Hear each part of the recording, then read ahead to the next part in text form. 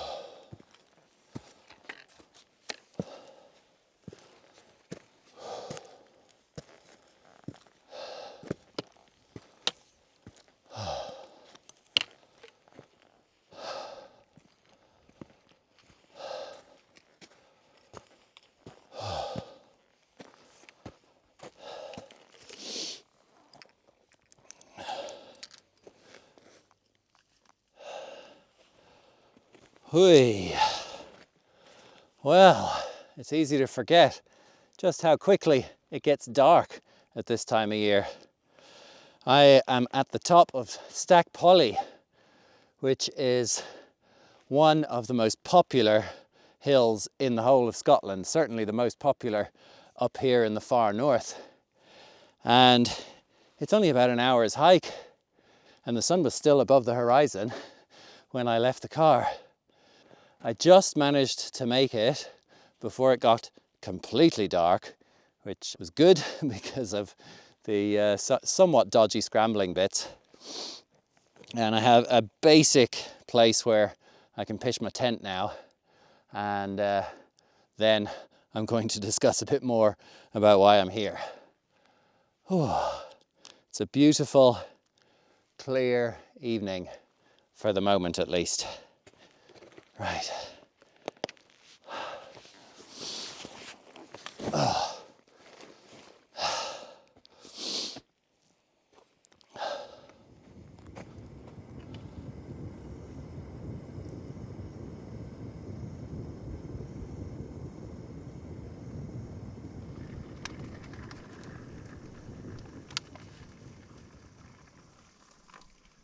Late dinner.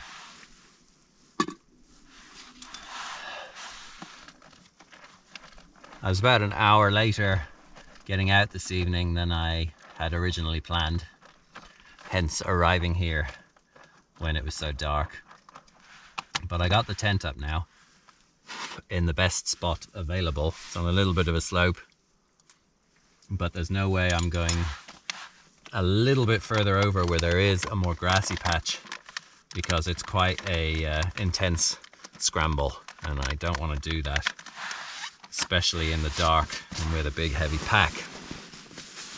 But the reason that I wanted to come up here tonight at all, because I wasn't planning on it when I woke up this morning, but then I found out that 2 or 3 days ago there was an enormous explosion on the sun, sending a huge cloud of charged particles heading straight towards the Earth, and it's due to hit any moment now, creating an aurora.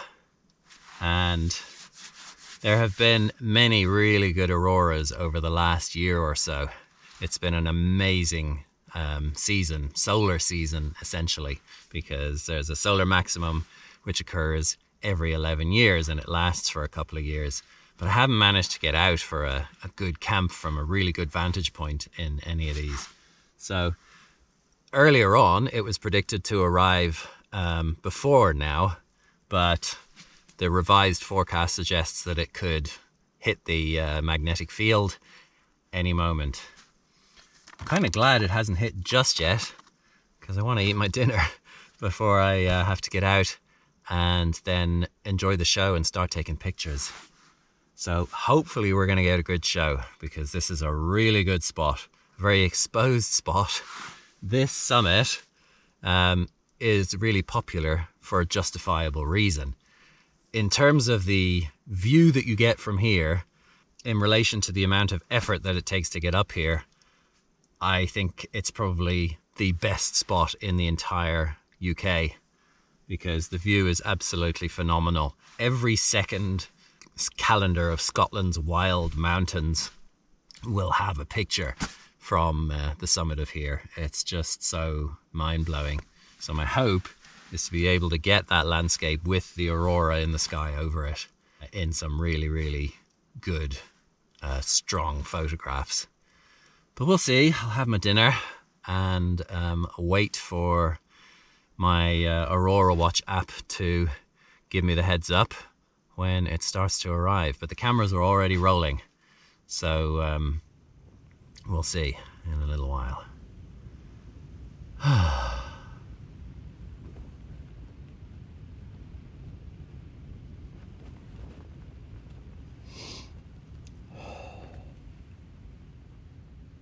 11 o'clock.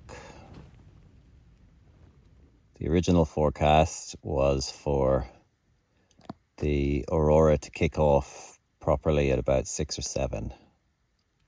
And by the time I got to the summit, it was for about 9. And it's still not here. I can see some faint aurora on the horizon in the time-lapse footage that I've been getting with the GoPro, but it's way too faint to see with the naked eye. No sign of it clouding over yet, though, so keep my fingers crossed.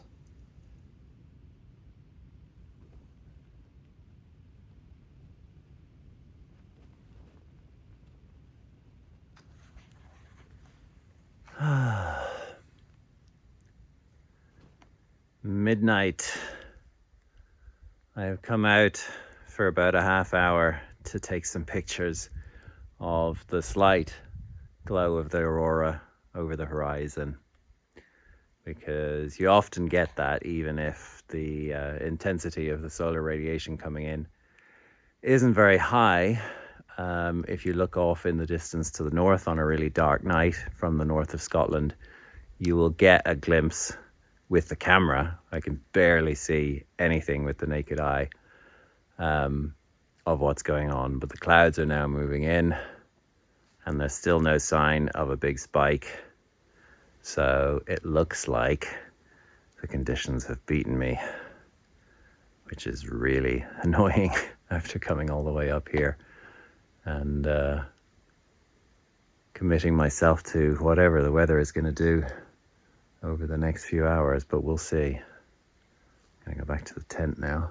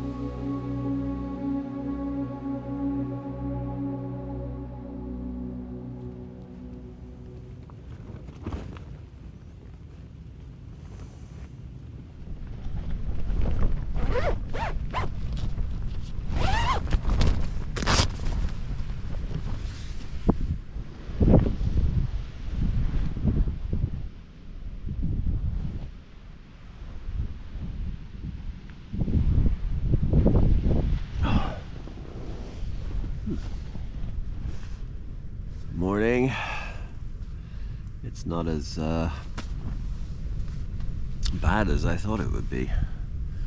Last night when I went to sleep, I'm just below the cloud base up here at the top. You can actually see the view. Don't know for how long. Oh.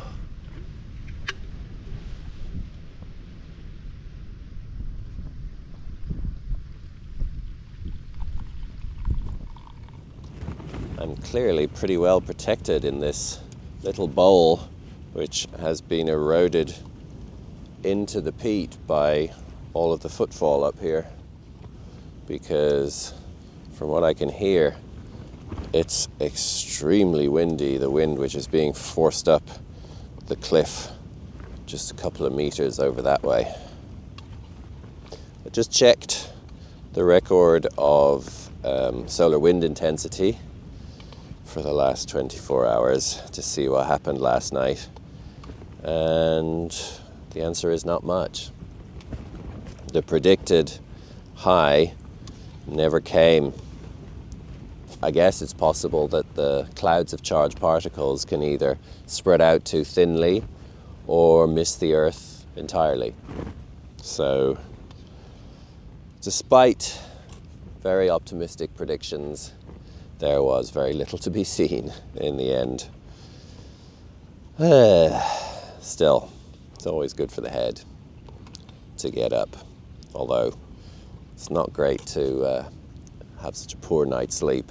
And I would have a longer lie-in, but the wind is predicted to get even worse over the next few hours, and it's expected to start raining in a bit. So I'm going to have breakfast and walk down.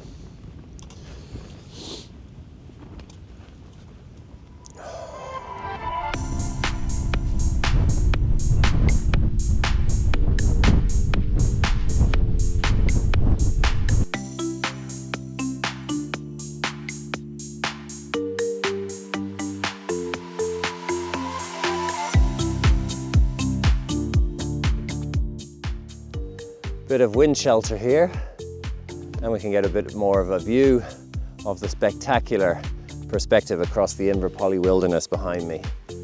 Thanks for watching this video. If you're new to my videos, consider having a look back on some of my earlier videos. There are about 55 or so of them up there now. Most of them are about wilderness trips in Scotland. Probably about half of them are hiking in Scotland. There are a bunch of videos from overseas as well on expeditions. And yeah, see if there's anything you might like. I love making these trips, and I'm passionate about sharing them with you people, and it's your watching that makes it all worthwhile. So if you're not a subscriber already, hit the subscribe button, that would be awesome. If you know anybody who might be interested in this sort of stuff, then hit the share button and share the video with them, or the channel in general if you see more stuff that you think they would like. I'm very much hoping to be able to keep making these videos in perpetuity, and making the whole enterprise financially sustainable is going to make that a lot more likely. So if you're a regular viewer and you can afford it, please consider donating a couple of quid, either as a one-off or once a month, via the Patreon link in the description below. I don't do paywalls, and I won't be doing any exclusive content because I believe that my stuff should be available to everyone if it's online, but it would be greatly appreciated. Thanks.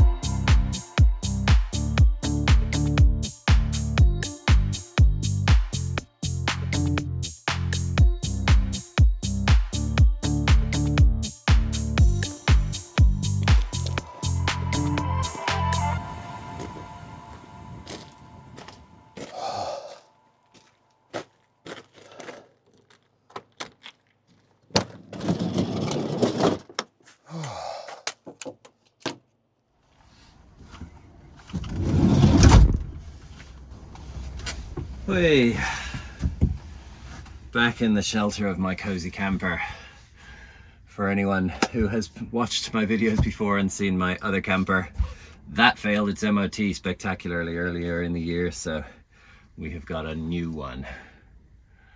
Well, although that's been a disappointment in terms of seeing a good aurora, it's always nice, especially in the off season, to get up that mountain. It's really, really spectacular, and it's not hard, so anybody who likes softer walks than some of the stuff I might do should, if you're ever up here, give it a go, because it's really nice. Although it does get pretty busy in the high season in the summer holidays, but it's nothing like the Lake District or anything.